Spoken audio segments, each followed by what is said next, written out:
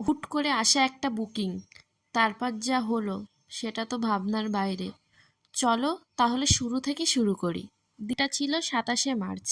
হুট করে সকালে একটা পার্টি মেকআপের বুকিং আসে। বুকিংটা তো নিয়েছিলাম, কিন্তু তারপর ভীষণই টেনশনে পড়ে গিয়েছিলাম, কারণ আমার মেকআপের খুব একটা দরকারি জিনিস আমার দিদির বাড়িতে রয়ে গিয়েছিল।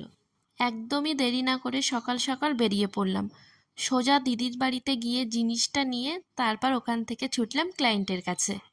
গিয়েই ও কেমন লুক চাই সেটা ওর থেকে জেনে নিলাম। আমার উপরে ভালো লাগবে, হোয়াইট ড্রেস একে পরেছি তো একটু ভালো মতো চাই যাতে স্কিন টোনটা ম্যানেজেবল হয়, আর অক্সিডাইজ হলেও যেন বোঝা না যায়।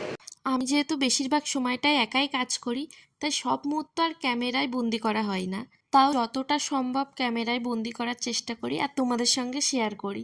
বেস মেকআপটা হয়ে যাওয়ার পর যখন হেয়ার করতে যাব, হুট করে বলে যে বাকিটা বিয়ের ভেন্যুতে গিয়ে করতে হবে। আমার তো তখন মাথায় হাত। ক্লায়েন্ট যদি এত মিষ্টি করে বলে তোমার কোনো প্রবলেম হবে না, তুমি আমার সঙ্গে সঙ্গে থেকো, তোমার সব জিনিস আমি ধরছি, তাহলে কি আর তার উপর রাগ করে থাকা যায়? তো ওর সঙ্গে চলে গেলাম বিয়ের ভেন্যুতে।